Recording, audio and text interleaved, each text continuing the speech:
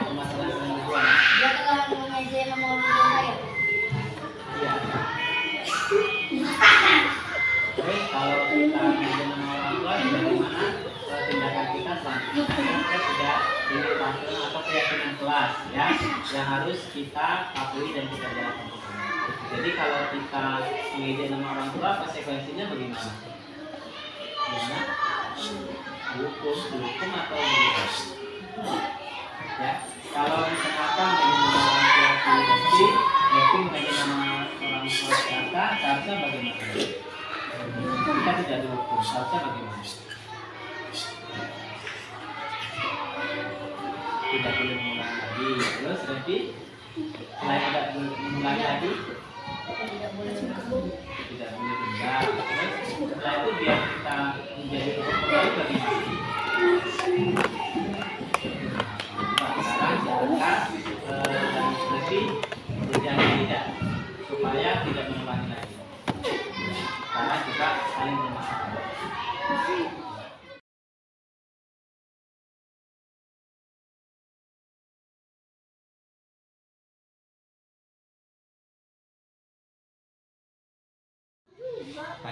Fani tahu kenapa Fani dipanggil Bapak ke kantor? Kenapa saya tahu karena saya tidak mengerjakan PR karena saya harus menjaga adik saya, Pak. Iya. Atas kesalahan kamu itu Bapak tidak akan menghukum kamu, tetapi kita kan tahu konsekuensi atau keyakinan kelas kita ya, bahwa kalau melakukan kesalahan nanti kita harus memperbaikinya ke depan lagi agar tidak mengulangi kesalahan kita lagi ya. Saya janji tidak akan mengulanginya lagi, Pak. Ya, sekarang kamu boleh masuk kelas kembali dan kedepannya jangan sampai tidak mengerjakan PR kembali ya. Oke, terima kasih.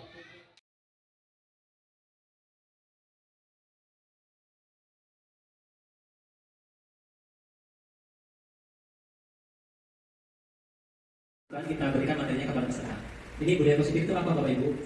Bapak Ibu di sekolah sudah ada peraturan ya, sudah ada peraturan. Lalu peraturan itu biasanya yang membuat siapa Bapak Ibu? Sekolah. Atau kalau peraturan kelas yang buat gurunya, baru nanti siswanya yang melaksanakan. Ya, nanti kita lihat di sini Bapak Ibu. Capaian khusus materi budaya positif yang pertama ya Bapak Ibu, memahami dan menerapkan konsep budaya positif yang di dalamnya terdapat teori disiplin, nilai-nilai kebajikan universal, motivasi perilaku manusia, hukuman dan penghargaan. Kebutuhan dasar, posisi kontrol restitusi, keyakinan sekolah atau kelas dan segitiga restitusi. Yang kedua, menerapkan strategi disiplin positif. Ini materi capaiannya pertama seperti ini. Dia kebajikan universal. Murid-murid menciptakan ekosistem sekolah yang aman dan berpihak pada anak. Bersikap reflektif dan kritis terhadap budaya sekolah dan senantiasa mengembangkannya sesuai kebutuhan sosial dan emosional murid. Jadi ini kita diskusikan Bapak Ibu tentang apa sih itu budaya positif. Menurut pemikiran Ki Hajar Dewantara, sekolah diibaratkan sebagai tanah tempat bercocok tanam, sehingga guru harus mengusahakan sekolah menjadi lingkungan yang menyenangkan, menjaga dan melindungi murid-murid dari hal-hal yang tidak baik. Seperti hal yang tidak baik ini kalau ditanamkan itu seperti hama, ya, seperti tanaman pengganggu atau gurma. Karakter murid tumbuh dengan baik dengan sesuai profil pelajaran Pancasila. Ini tentang profil pelajaran Pancasila itu sesuai dengan filosofi Ki Hajar Dewantara. Tujuan pendidikan ini menuntut segala pada anak agar mereka dapat mencapai keselamatan bagian setinggi-tingginya, baik sebagai manusia maupun sebagai anggota masyarakat.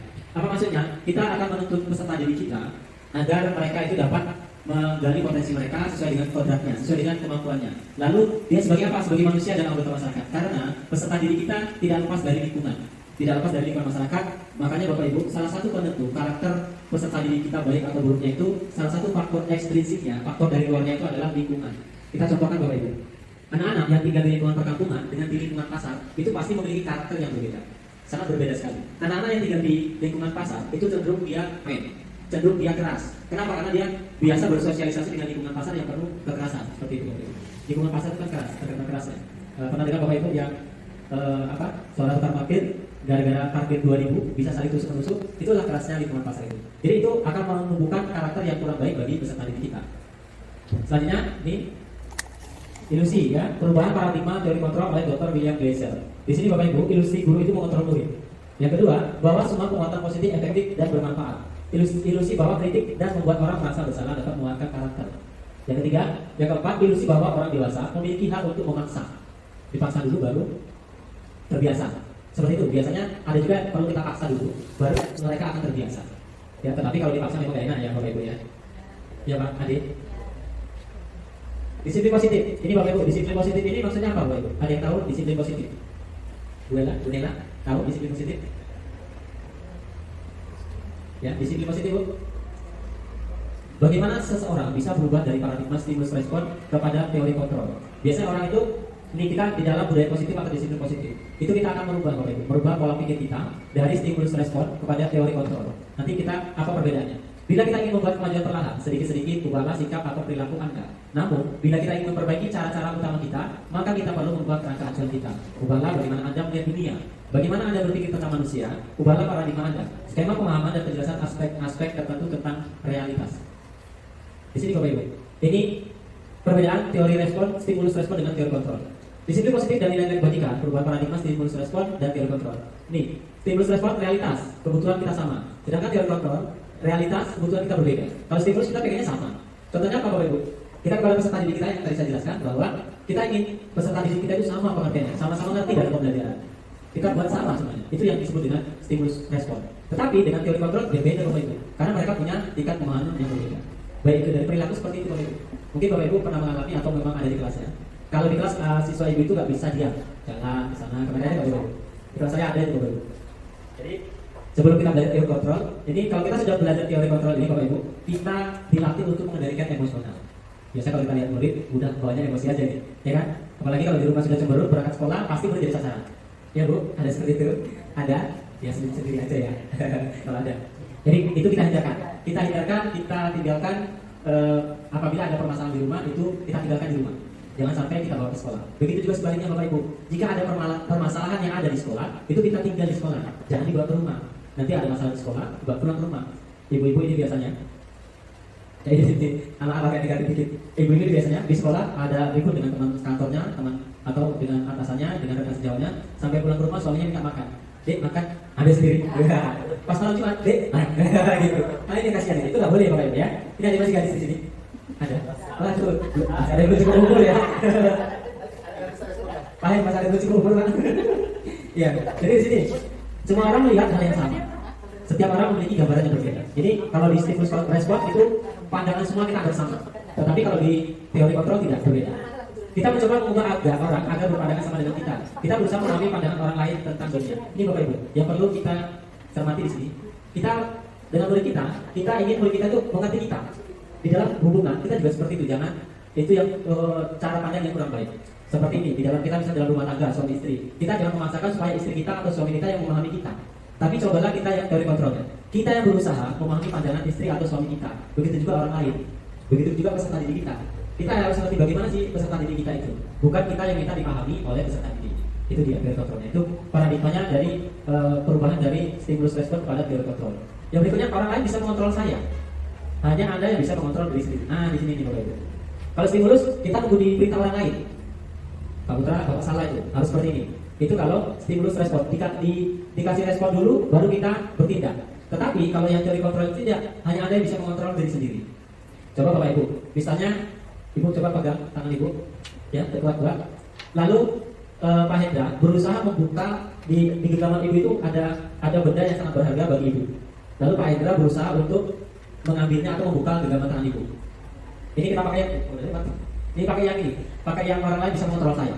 Dia pertama stimulus. Nah, Pak Hendra akan berusaha untuk membuka tangan Ibu. Kalau kita pakai yang stimulus ini, apa yang akan Ibu lakukan? Pak Hendra berusaha membuka tangan Ibu, genggaman tangan Ibu. Sedangkan di dalam genggaman tangan Ibu itu ada benda yang menurut Ibu sangat berharga. Apa yang Ibu lakukan? Saya akan bertahan menggenggam tangan saya sekuat-kuatnya. Iya, mempertahankan karena ada benda yang berharga di dalam tangan saya. Iya. Oke, itu Bu Fitri berusaha untuk menggenggam tangannya erat-erat. Nanti orang lain bisa mengontrol saya. Tapi Pak Indra sekuat tenaga akan membuka tangan Ibu. Itu. Jadi kalau misalnya kita tidak kuat, pasti akan terbuka tangannya. Tapi kalau kita lihat di sini Bapak Ibu, ini berbeda lagi. Hanya Anda yang bisa mengontrol diri Anda. Jadi bagaimanapun orang membuat kita supaya tidak baik, supaya kita mengikuti mereka, kita yang tahu kondisi kita. Jadi kita itu bisa, Ibu tadi bisa mengontrol. Memang benda ini berharga bagi kita. Tapi mungkin Pak Hendra itu lebih membutuhkan benda ini daripada saya. Kita akan dengan sukarela membuka genggaman tangan kita. Itu maksudnya di sini. Di sini Bapak Ibu. Hanya kita yang bisa mengontrol. Jadi kita koreksi diri, kita yang mengontrol diri kita sendiri. Yang berikutnya pemaksaan. Ini pemaksaan ada pada saat bujukan gagal. Jadi kalau sudah dibujuk gagal dipaksa. Sama seperti kalau orang pacaran dulu, Bu Sri, ya. Nanti kalau pacarnya ngajak nikah, ibu nggak mau dipaksa itu. Ya ada pepatah kan apa? Cinta ditolak. Nah, sekarang nggak gitu lagi, Bu. Nggak pakai dukun lagi. Iya. Iya, ini pemaksaan. Ya pemaksaan ada pasangan bujukan jangan. Tetapi di sini di teori kontrol, kolaborasi dan konsensus menciptakan pilihan-pilihan baru. Jadi kalau kita sudah membujuk itu gagal, kita berkolaborasi, kita bernegosiasi, kita menyampaikan apa kelebihan dan kekurangannya. Insya Allah dengan cara seperti itu orang akan mengerti apa yang ingin kita lakukan, apa yang ingin kita inginkan. Model berpikir menang atau kalah. Model berpikir menang-menang. Ini maksudnya gimana nih? Model berpikir menang kalah. Kalau tak menang berarti kalah. Itu yang stimulus respon. Tapi kalau yang model berpikir menang-menang, ini maksudnya seperti ini Bapak Ibu. Kalau kita berkompetisi kan ada menang ada kalah. Tetapi kalau di sini, ini kita berkompetisi tapi kita saling menguntungkan. Kalau di dalam pelajaran IPA-nya itu simbiosis mutualisme. Ya, singkatnya simbiosis mutualisme, saling menguntungkan, tidak ada yang dirugikan. Jadi apa yang kita lakukan, apa yang orang lain melakukan, itu kita saling menguntungkan. Disiplin positif ya, ini makna kata disiplin. Apa ketika ibu mendengar kata disiplin, apa yang terbayang di benak ibu? Bapak Ibu semuanya, ayo siapa yang sependapat? Disiplin itu apa? Yang ibu pikirkan tentang disiplin itu apa? Ya Bapak Ibu yang sependapatnya? Siapa? Bu, jangan senyum-senyum Bu.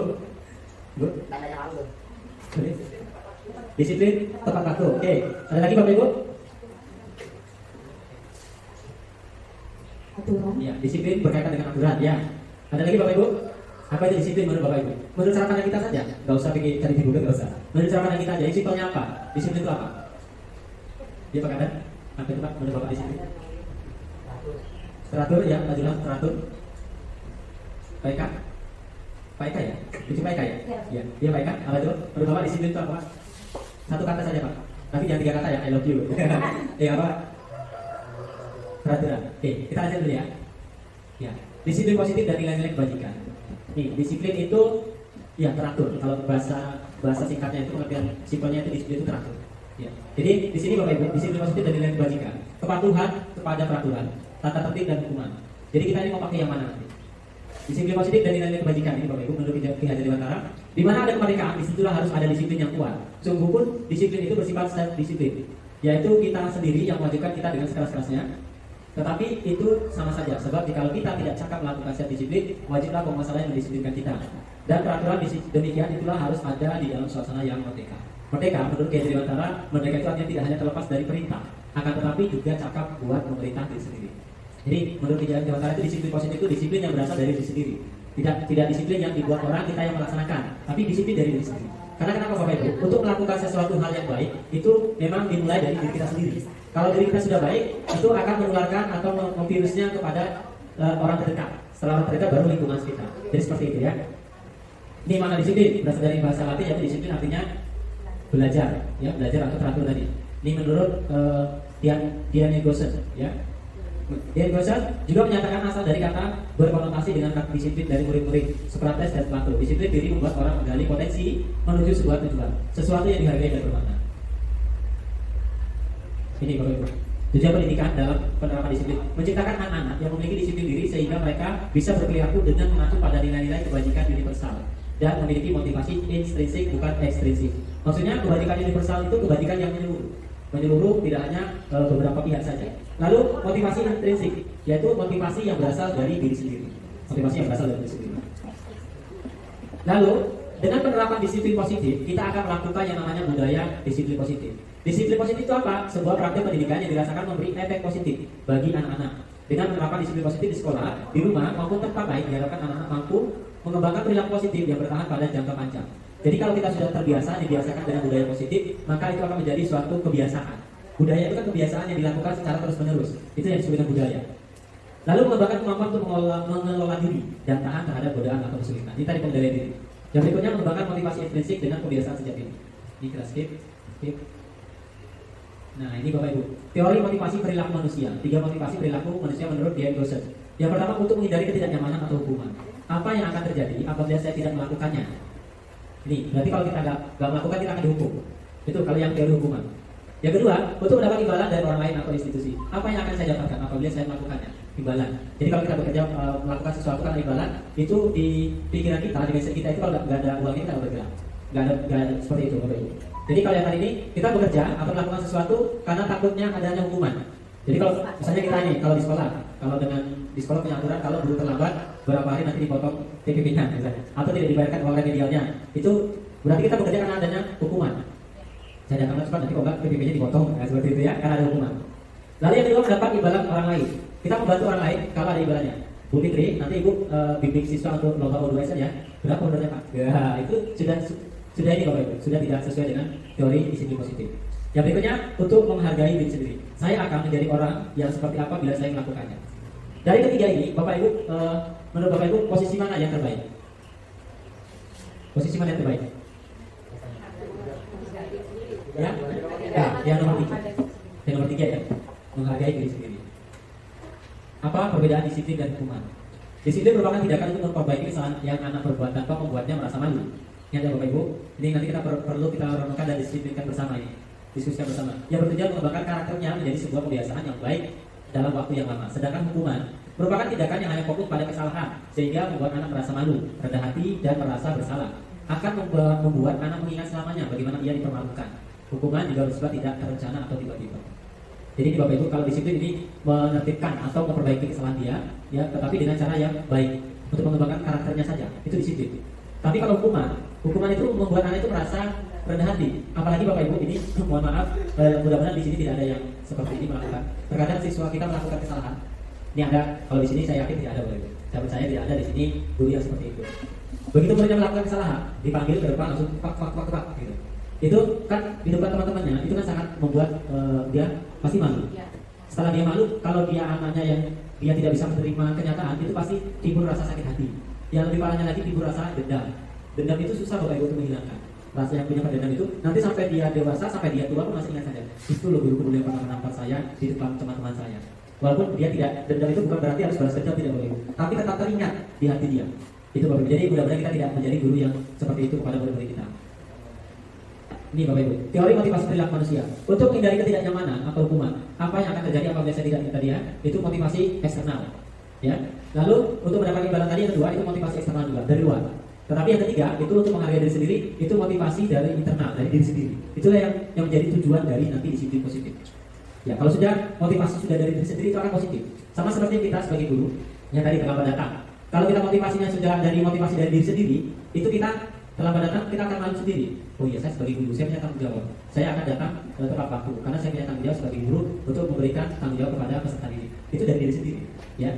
Dan itu akan kita tidak akan ada beban, tidak ada kita beban untuk melakukan sesuatu itu kalau dari diri sendiri tidak akan ada beban, tidak ada paksaan, tidak ada tekanan. Karena kita sudah dari diri sendiri. Ada juga mungkin kalau di sini tidak ada ya, ada beberapa guru kalau nanti tidak ada atasan dia bekerjanya sesuka hati. Kalau ada atasannya wah rajin, datang tepat waktu. Nah itu seperti itu tidak boleh kita biasakan. Karena itu berarti karena ada faktor eksternalnya. Kalau ada atasan kita bekerjanya sesuka hati. Kalau ada atasan, oh iya pagi-pagi udah datang di 7, udah nyapu kelas. Siswanya nggak usah ibu aja yang nyapu, karena ada bos ya gitu. Ya seperti itu ya sih.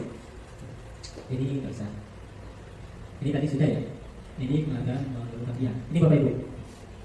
Dihukum oleh penghargaan. Penghargaan menurunkan kualitas. Penghargaan mematikan kreativitas. Penghargaan mengurangi motivasi intrinsik. Maksudnya apa? Apabila kita bekerja melakukan sesuatu karena ada imbalan atau penghargaan dari faktor ekstrinsik, itu akan menurunkan kualitasnya. Jadi Pak Hendra bekerja kalau ada penghargaan saja. Pak Hendra nanti kalau Bapak rajin di akhir tahun Bapak dikasih guru berprestasi. Seperti itu karena ada penghargaan. Itu akan menurunkan kualitas Pak Hendra. Jadi kalau nggak ada penghargaan, nggak ada ribetnya. Itu berarti karena adanya penghargaan kita membuat kualitas kita menurun. Nih, kreativitas juga seperti itu. Bu Fitri, Ibu bimbing O2S nanti sampai kalau sudah sampai tingkat kecamatan kabupaten nanti diberi reward, diberi hadiah. Tahun depannya nggak dikasih lagi. Bu Fitri bimbing ya, nggak dikasih lagi apa hadiah atau apa. Ibu Fitri bagus lah. Karena nggak dikasih hadiah, kita kan utama penghargaan, nggak usah lagi bimbing. Ini kreativitasnya akan menurun. Ya, itu karena adanya penghargaan, karena dari luar. Penghargaan juga mengurangi motivasi intrinsik. Intrinsik kan dari diri tadi. Berarti kalau dia mengharapkan penghargaan, motivasi intrinsik kita akan menurun. Karena kita nggak sadar. Ya, pokoknya kita ada penghargaan, baru kita bekerja seperti itu. Ini nggak usah. Nih, pembuka kemarin saya perhatikan. Nilai kebalikannya, rasa empatimu besar sekali. Situasinya pada saat menolong orang baru di kelas kita. Ini contoh-contoh nilai kebajikan. Oke, di sini Bapak Ibu. Di sini ada hukuman atau konsekuensi. Bapak Ibu coba ini yang pertama. Mencatat 100 kali di dalam buku kalimat, saya tidak akan terlambat lagi karena terlambat ke sekolah. Ini menurut Bapak Ibu hukuman atau konsekuensi? Hukuman atau konsekuensi? Konsekuensi. Oke. Kita lihat Bapak Ibu. Yang kedua, lari mengelilingi lapangan basket 2 kali karena terlambat hadir di sekolah. Hukuman. Nanti kita lihat. Murid diminta untuk push up 15 kali karena tidak menggunakan masker ke sekolah. Hukuman. Menggantikan kertas tugas teman yang telah dicoret-coret. Konsekuensi. Membersihkan tumpahan air di meja tulis karena tersenggol pada saat belajar. Konsekuensi. Murid disuruh untuk mengenakan sepatu sehari tidak mengenakan Murid disuruh untuk tidak mengenakan sepatu sehari di sekolah karena tidak mengenakan sepatu hitam. Maksudnya suruh buka sepatunya, ini salah. Apa itu? Jadi anak itu memakai sepatu seperti di sekolah, sudah buka sampai pulang kan pakai sepatu seperti itu. Apa? Konsekuensi. Lari mengelilingi lapangan basket 2 kali karena terlambat 10 menit untuk mengikuti pelajaran PJOK. Hukuman. Kita ingat ya Bapak Ibu jawabannya tadi ya. Kita sesuaikan dengan jawabannya. Benar? Hukuman, konsekuensi, hukuman, konsekuensi. Ya, konsekuensi ini kalau hukuman itu kan tiba-tiba. Ya, hukuman tiba-tiba. Kalau konsekuensi ini sudah ada kesepakatan dan sudah ada perjanjian di awal atau kesepakatan kelas namanya. Ya, ini kalau PJOK ini mungkin sudah ada kesepakatannya di Bapak Ibu. Makanya di sini dijawabnya konsekuensi. Hukuman, konsekuensi sesuatu. Nih, perbedaan hukuman dan konsekuensi Bapak Ibu. Hukuman sesuatu yang menyakitkan harus terjadi, sedangkan konsekuensi sesuatu yang harus terjadi. Jadi kalau hukuman dia peserta atau orang itu akan tersakiti. Nih, lalu anak membenci kedisiplinan, anak menghargai kedisiplinan. Kenapa anak membenci kedisiplinan? Karena kalau dia nggak melakukan peraturan itu, dia akan dihukum.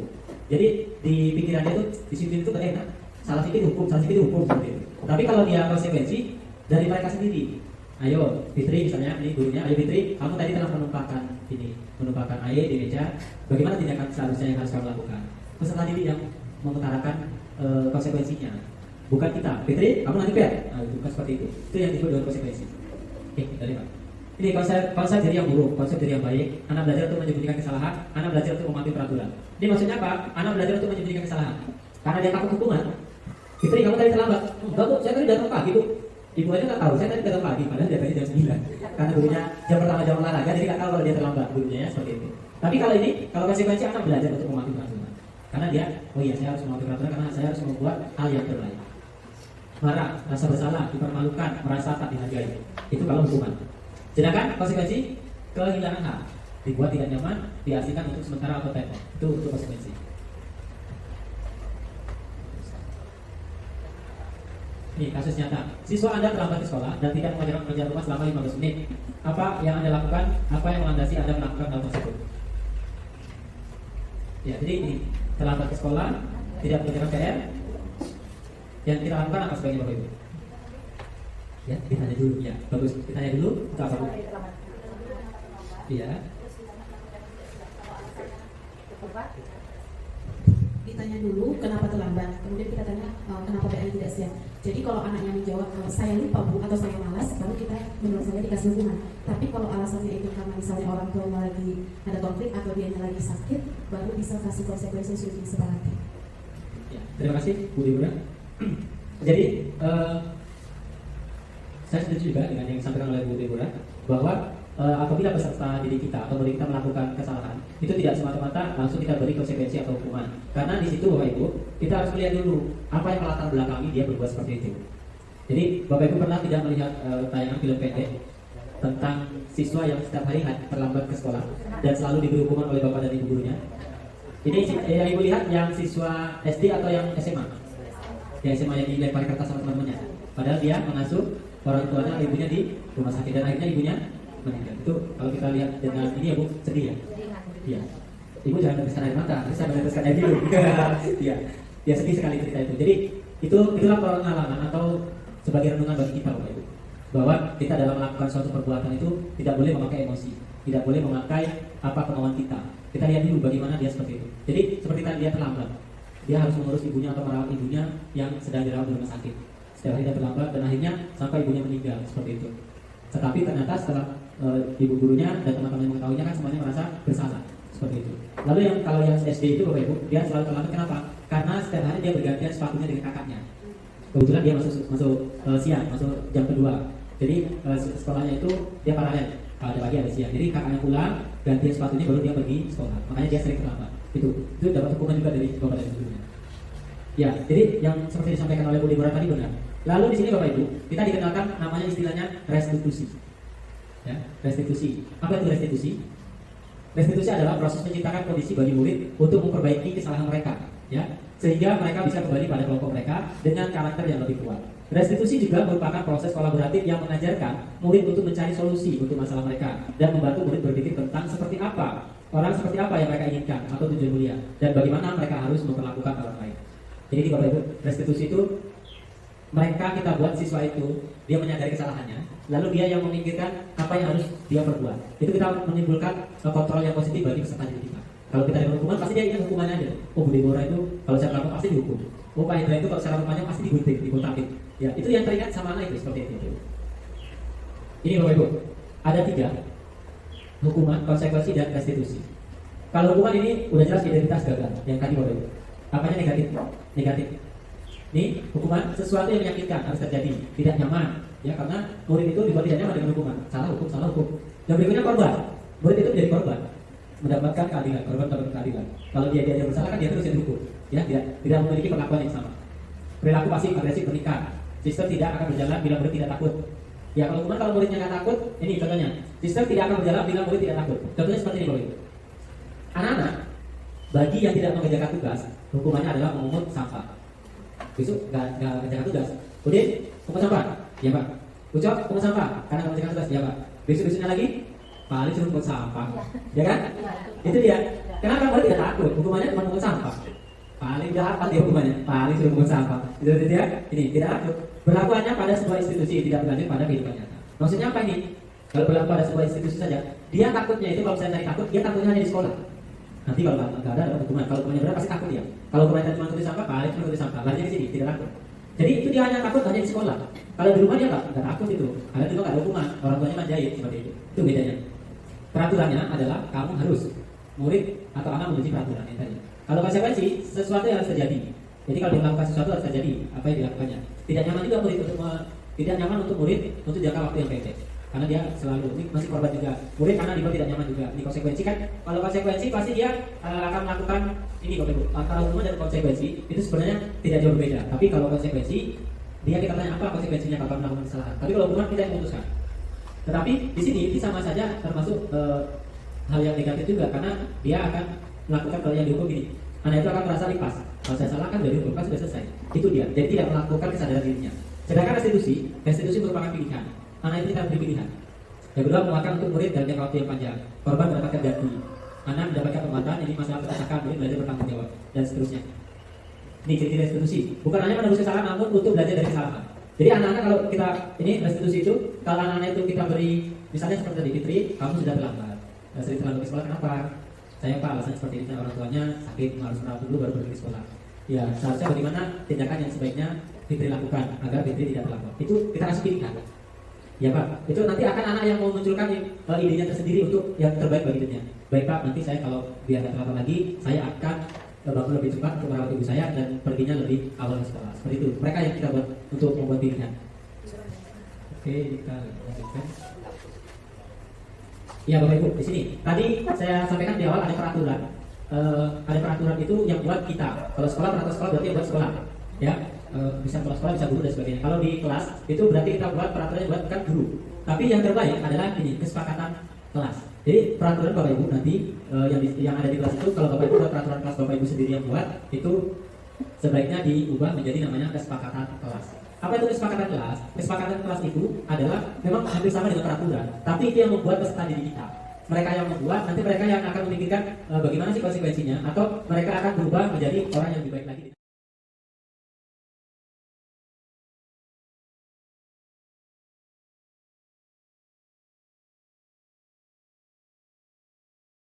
Saya Revi, kelas 5 SDN 004 Genduang. Saya sangat senang dengan penerapan segitiga restitusi. Walaupun saya melakukan kesalahan, saya tidak dihukum. Saya berjanji tidak akan mengulangi kesalahan lagi. Terima kasih Pak Putra. Saya Alisa Stefani, kelas 5A SDN 004 Genduang. Saya sangat senang dengan penerapan segitiga restitusi. Walaupun saya melakukan kesalahan, saya tidak dihukum. Saya berjanji tidak akan mengulangi kesalahan lagi. Terima kasih Pak Putra.